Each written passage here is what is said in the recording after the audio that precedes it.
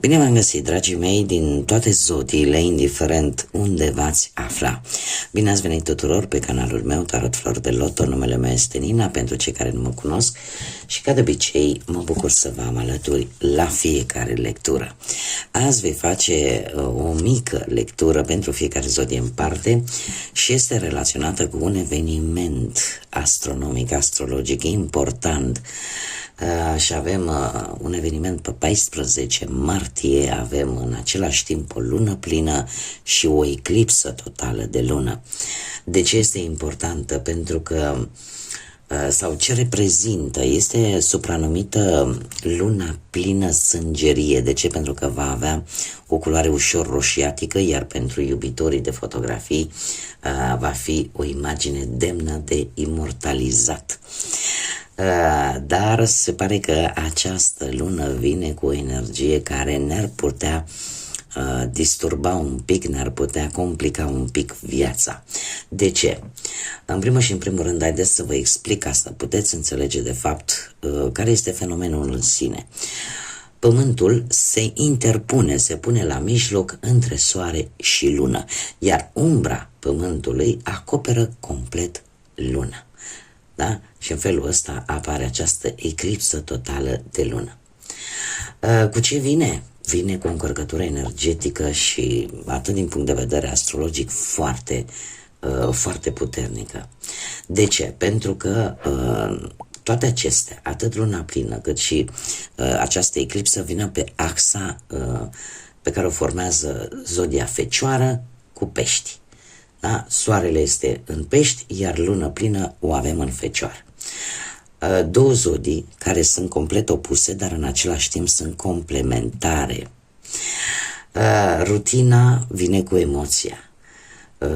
Logica Fecioarei versus intuiția Peștilor. Practicitatea Fecioarei, intuiția Peștilor. Da? Este cumva o combinație între rațiune și inimă. De asemenea, mai avem un aspect astral, și anume faptul că, știm foarte bine, guvernatorul Fecioarei este Mercur, care, întâmplător sau nu, începe să fie retrograd în aceeași zi. Și va merge retrograd până pe 7 aprilie. Asta ce ne spune? Ne spune să avem mai multă răbdare, mai ales în ceea ce privește comunicarea cu ceilalți. De obicei, când avem o eclipsă, nu prea trebuie să pierdem energie inutil sau într-o manieră inutilă, și mai ales că eu aș spune, Fecioara cumva reprezintă casa 6, casa 6 a sănătății și a muncii. Deci mare grijă cum ne canalizăm energia, atât din punct de vedere al sănătății, cât și din punct de vedere al muncii. Această eclipsă vine cu finaluri, punct și de la capăt. Adevăruri care pot ieși la lumină, ceva ce se termină și poate să înceapă într-o formă total diferită ca până acum. Aceste energii emoționale transmise de lună vor fi foarte puternice. Așa că cumva se va accelera ceva inevitabil pentru unii dintre noi. Indiferent că ne place sau nu ne place, va trebui să acceptăm schimbarea. Și ar trebui să nu ne opunem, pentru că cu cât ne vom opune, cu atât situațiile se pot îngreuna și schimbarea tot se va produce.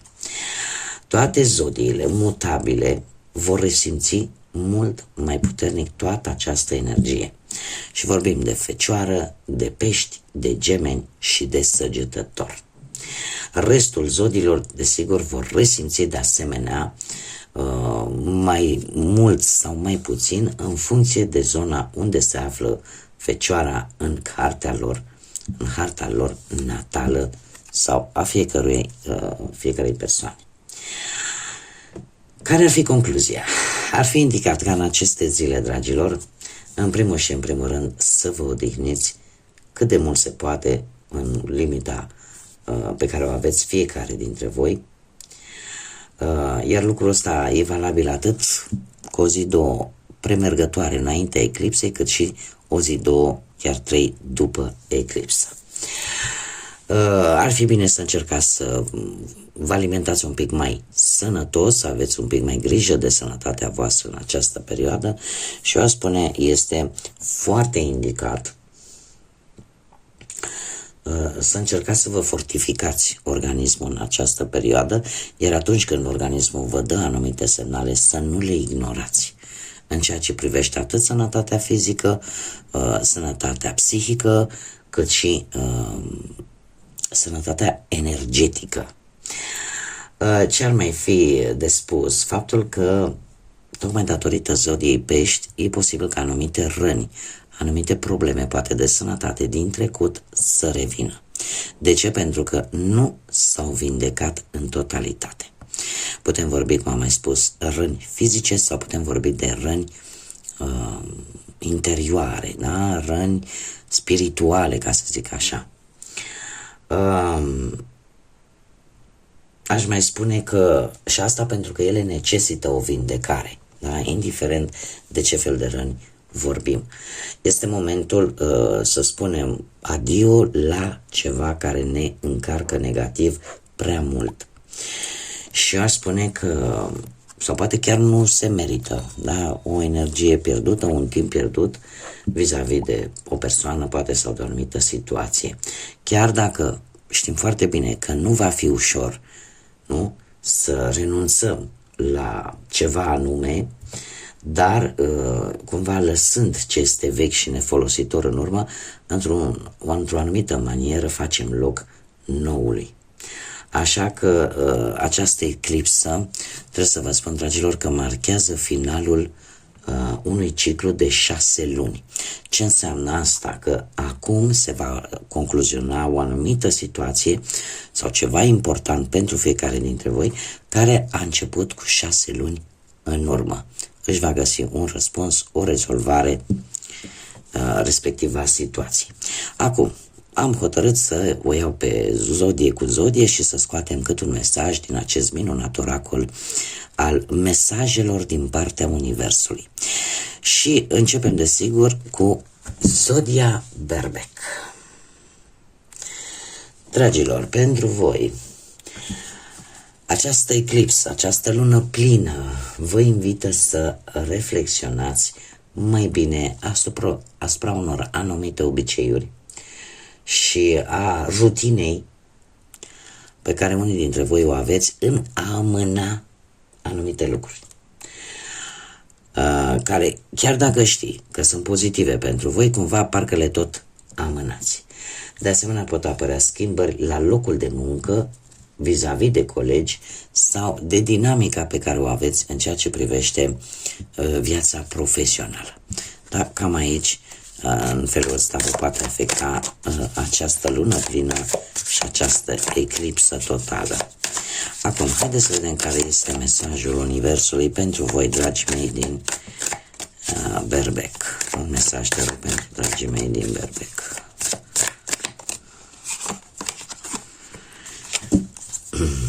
Și ce avem? Focusează-te, fii mai atent în ceea ce este important pentru tine, exact ce vă spuneam. Nu-ți da timpul tău sau energia ta pe griji, pentru că nu vei face altceva decât să le amplifici.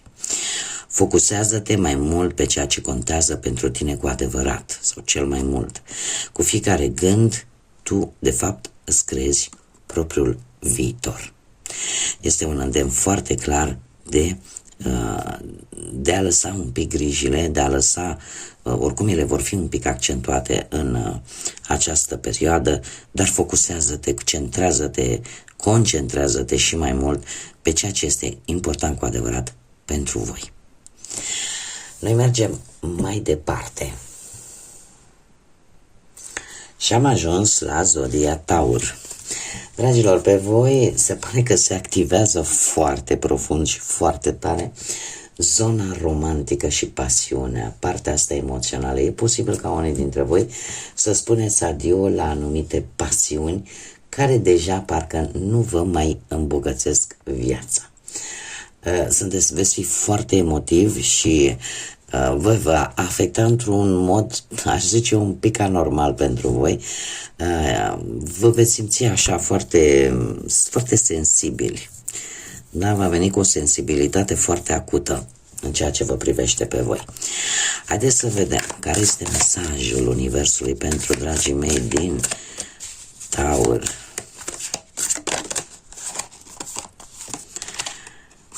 Ia să vedem. Dragilor, pentru voi, în călătoria voastră, vei avea perioade în care te vei simți pierdut, pierdută, confuz, confuză, singură sau supărat, nervos, nervoasă. Aceste timpuri sunt de tranziție. Aceste sentimente, aceste emoții nu le vei simți întotdeauna, da? Ești într-o perioadă de tranziție către o versiune mult mai puternică a ta, da? Pentru voi înșivă. Așa că nu te pierde printre rânduri și continuă să crești. Continuă să mergi înainte. Știți că e o vorbă care spune cea mai mare greșeală pe care ai putea să o faci este să nu continui, să te oprești. Atâta timp cât nu te oprești, lucrurile se schimbă și știm foarte bine că viața are atât urcușuri cât și coborâșuri. Deci, dragilor, pentru voi trebuie să încercați să evitați starea asta de confuzie, de singurătate, de supărare, de pierdere, da? Pentru că sunteți într-o perioadă, probabil mulți dintre voi, într-o perioadă de tranziție către o perioadă mai bună care trebuie să vină în viața voastră. Mergem mai departe și haideți să vedem ce aflăm despre cei, dragii mei, din Gemeni. Ei, dragilor, la voi se activează această temă la nivelul familiei. La nivelul familiei, al casei, este un moment în care cumva parcă te vei întreba dacă casa sau căminul au aceeași semnificație pentru voi sau dacă anumite persoane înseamnă cu adevărat pentru voi ceva. Se pare că poți face ori un schimb de locuință, să te gândești la un schimb de locuință sau la o reformă în casă sau ceva care are legătură cu casa sau cu acel loc pe care voi îl numiți casă. E o zi care te va invita să te odihnești poate mai mult și să lenevești un pic mai mult, să simți nevoia să stai mai mult în interiorul casei. Acum, dragilor din Gemeni, haideți să vedem care este mesajul Universului pentru voi. Acest nou capitol care vine în viața ta se pare că îți cere să vezi lucrurile într-o manieră nouă, într-o manieră total diferită și cum de asemenea își cere să te vezi tu pe tine într-o nouă lumină. Poți continua să vezi și să interpretezi gânduri cu aceeași înțelegere pe care ai făcut-o până acum. Nu contează la ce lucruri trebuie să faci față sau ceea ce simți tu, totul e să o vezi dintr-o perspectivă mult mai înaltă. Este ca să zic așa, o invitație să accepti schimbarea, să accepti noi începuturi în viața voastră, dar să încercați să vedeți lucrurile un pic diferit față de cum le-ați văzut, pentru că nu s-ar mai numi schimbare dacă le-am vedea din același punct, din aceeași poziție și poți vedea lucrurile într-un mod diferit, făcând iar rezultatul să fie unul similar cu poate cel pe care l-ai avut până în acest moment. Da? Nu contează cam cum să spunem, cum abordezi problema, cât de fapt contează să vezi o perspectivă sau să gândești la un nivel mult mai superior. Da? Să vedeți lucrurile mult mai clar. Mergem mai departe și haideți să vedem ce aflăm despre zodia Rac. Dragilor, voi vă treziți,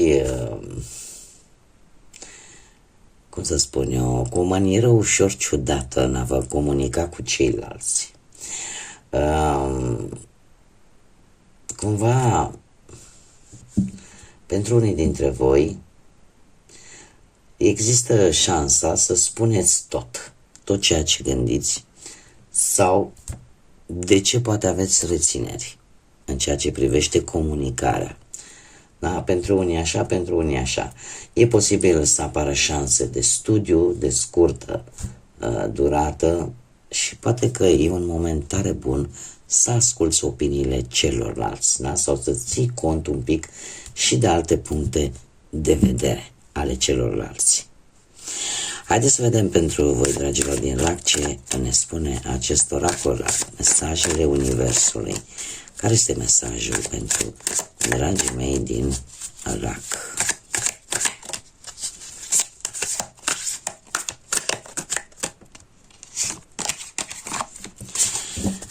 Această situație stresantă este aproape să se termine. Noi, Universul, da, îți trimitem această energie pozitivă, acest ajutor financiar, acest miracol, și viața ta se va schimba și viața ta va veni cu binecuvântări în întâmpinarea voastră, da? Cumva viața se schimbă cu binecuvântări care apar în drumul vostru. Da? Deci mai pe scurt, se pare că o anumită situație stresantă se apropie de un sfârșit. Cumva sunteți oarecum protejați sau vi se trimite această energie pozitivă, poate veni prin intermediul unui ajutor financiar, prin pur și simplu ceva la care nu vă așteptați, și în felul ăsta anumite binecuvântări ajung în viața voastră cu schimbările de rigoare. Mergem mai departe și haideți să vedem pe dragii mei din Leu. Pe voi, dragilor, se pare că această eclipsă și această lună plină te va face să spui întrebarea cam cum îți gestionezi tu timpul, energia, banii. Da? E o perioadă care te va invita să fii mai atent, poate atentă, la lucrurile care îți aduc cu adevărat siguranță și stabilitate. Da? Există unii dintre voi, e posibil să-și pierdă timp, energie sau bani cu situații, cu persoane care posibil să nu merite acest lucru. Da? Așa că unii dintre voi chiar veți reflexiona vis-a-vis de aceste aspecte. Haideți să vedem care este mesajul pentru dragii mei din Leu.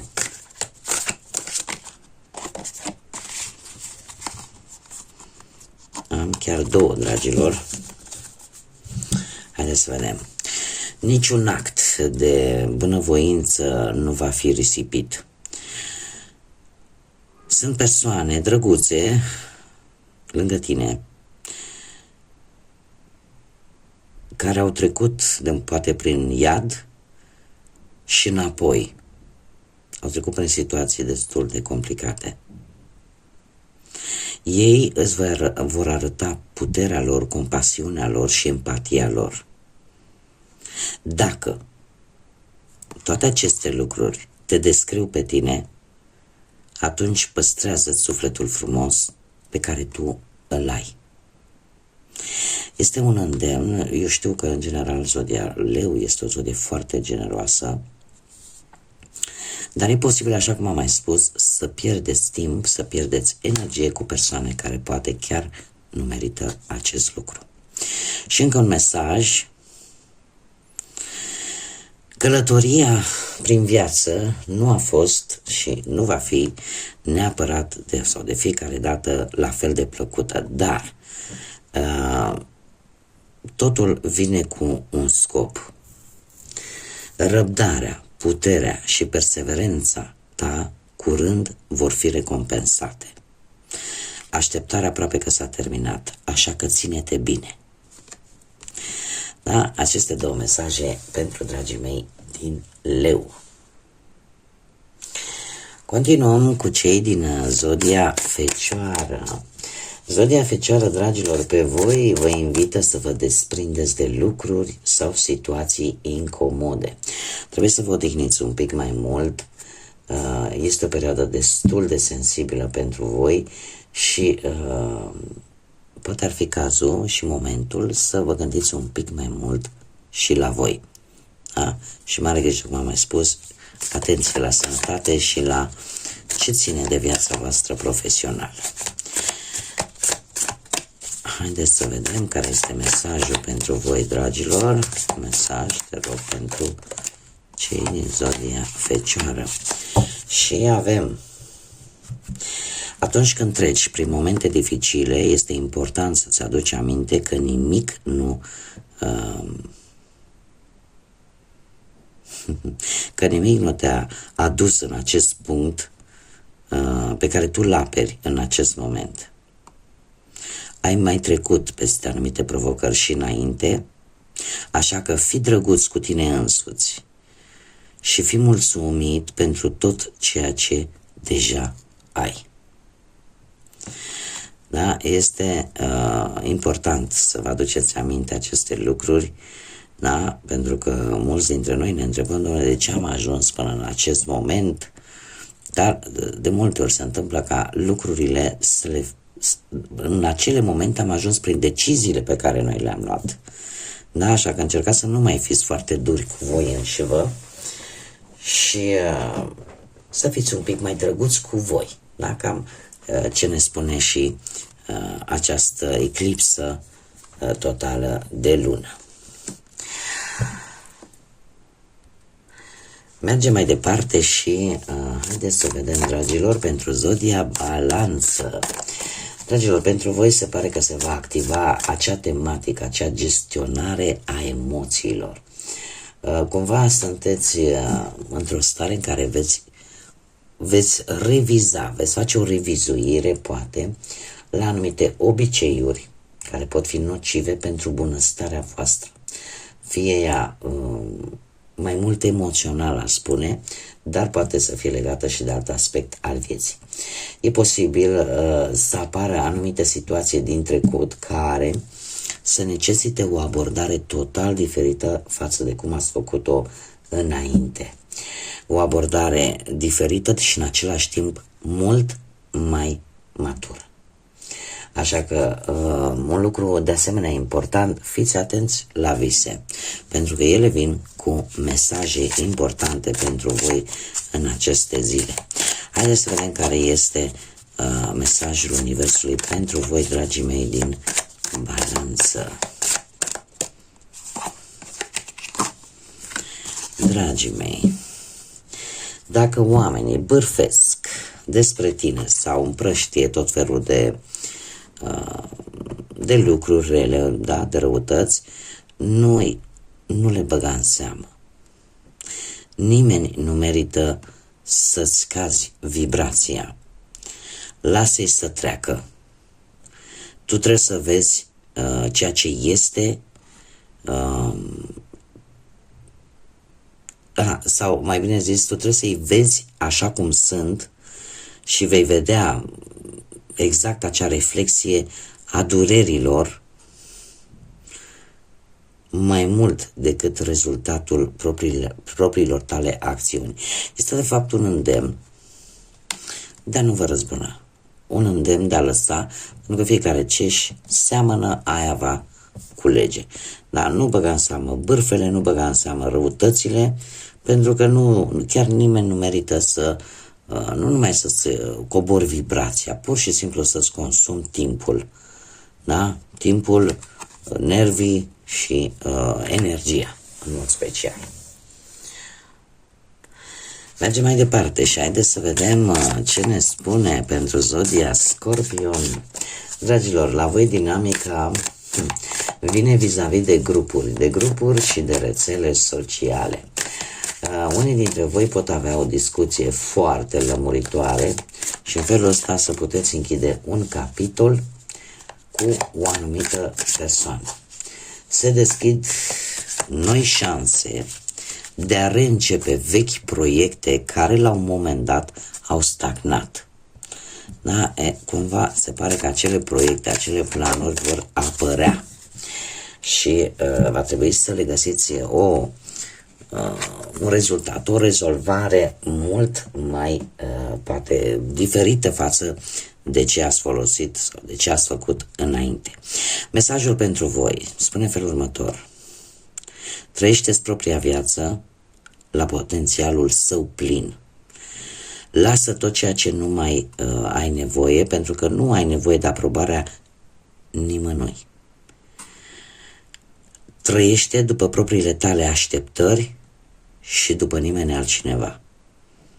Nu te mai vinde pe tine. Continuă să te miști înainte. Pentru că tu, cum să spun eu, tu ai luptat pentru lucrul ăsta și cumva ai luptat și l-ai obținut. Așa că tu mergi înainte. Este un îndemn foarte clar.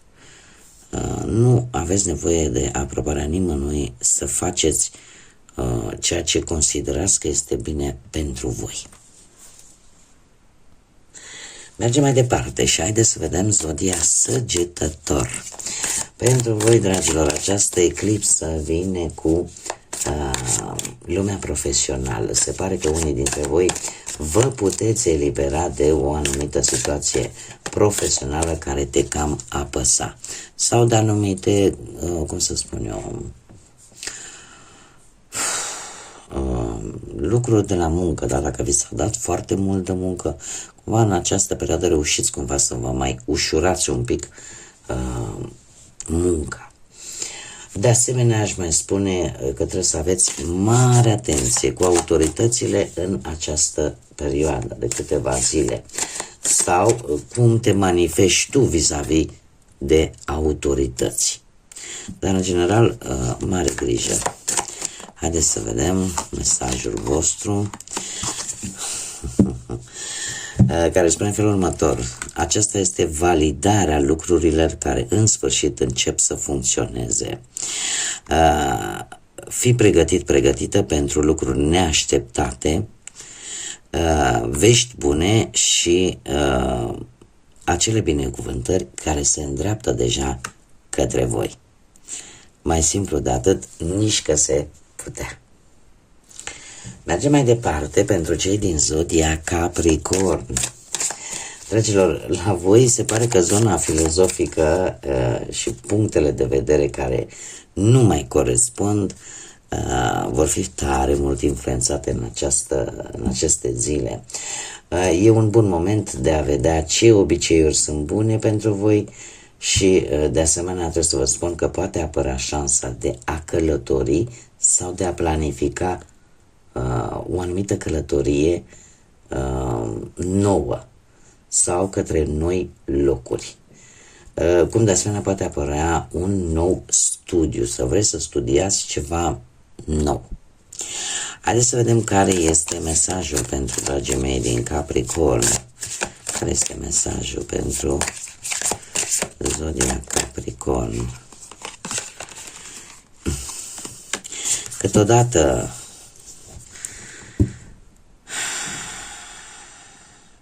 Câteodată de a ține de ceva poate să îți aducă durere mai mult decât dacă ai lăsa să plece. Așa că încearcă să lași totul în urma ta, tot ceea ce pe tine te-a tras în jos pentru o lungă perioadă de timp și încearcă să cauți acele șanse, acele oportunități care te așteaptă pe tine. Îți promit, nu vei regreta acest lucru. Cel care promite este Universul, este Divinitatea, este oricine în cine voi credeți. Da? Așa că nu mai te ține de lucruri care știi că oricum îți fac rău.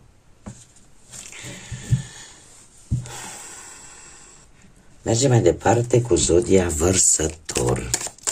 Ei, dragilor, se pare că la voi această eclipsă va afecta un pic zona banilor în principal și mai ales banii care cumva îi împărțiți cu alte persoane. Poate să fie de asemenea Ce mai puteți împărți? Păi puteți împărți energie, puteți împărți timp. Unii dintre voi e posibil să aibă ceva probleme sau nu cu entități financiare, în special bănci. Este un moment bun de a închide o datorie sau de a cere banii pe care voi cumva, cu ceva timp în urmă, i-ați dat împrumut altei persoane.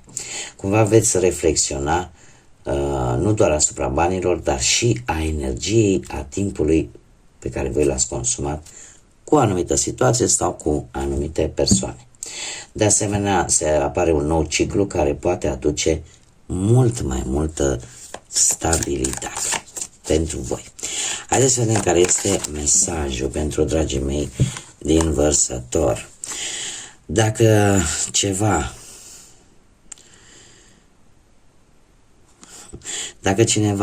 ceva în interiorul tău de fapt îți spune că un lucru nu este tocmai corect, ai încredere, pentru că atâta timp cât tu ești nefericită cu viața ta, atunci trebuie să schimbi ceva.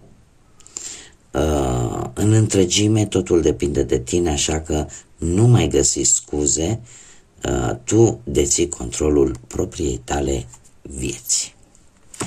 Simplu, concis și la obiect. Mergem mai departe la ultima zodie, zodia Pești.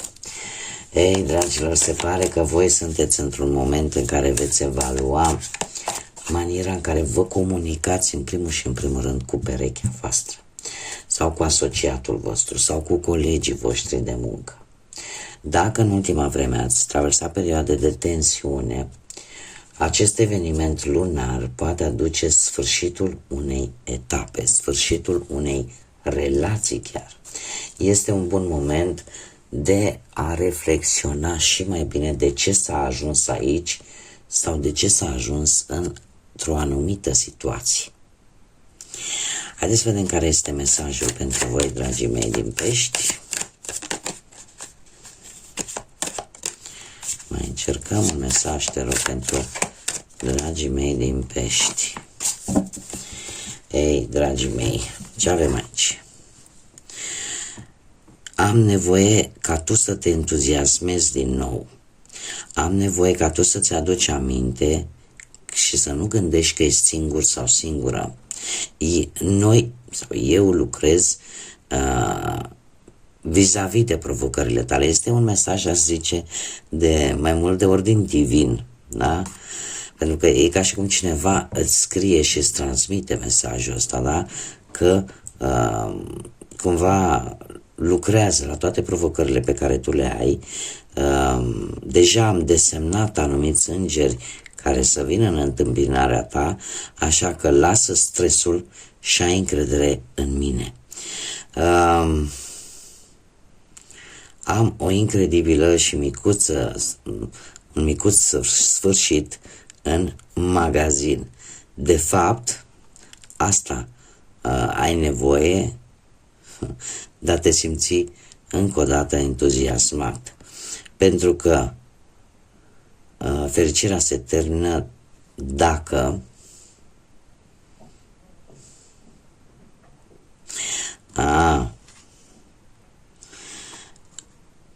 pentru că consider poate că fericirea s-a terminat, dar ea de fapt vine și îți va întoarce lumea pe dos. Da? Un frumos și lung mesaj, spune, care vine pentru dragii mei din Pești. Dragilor, cam atât am avut de spus vis-a-vis de această eclipsă. O să mai stăm de vorbă, mai avem una către sfârșitul lui martie. Lucrurile vor începe să se miște, cum am mai spus undeva, începând cu zodia Berbec și mai precis undeva la începutul lui aprilie. Dar până atunci nu uitați de like-uri, distribuiri și comentarii și desigur cei care nu v-ați abonat, poate v-a plăcut și poate mai vreți să vedeți lecturi de acest gen. Eu vă aștept cu mare drag să vă abonați și să ne întâlnim aici pe canal.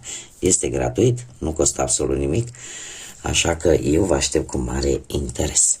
Până data viitoare, când ne vom reîntâlni, numai bine tuturor, dragilor, indiferent de zodie, și fie ca toată această energie lunară să vă prindă într-o energie pozitivă. Încercați să dormiți mai mult, încercați să vă odihniți și încercați să nu rezolvați probleme importante care necesită comunicare în această perioadă. Până data viitoare, când ne vom reîntâlni, numai bine vă doresc tuturor și multă, multă energie pozitivă. Să fiți iubiți, dragilor!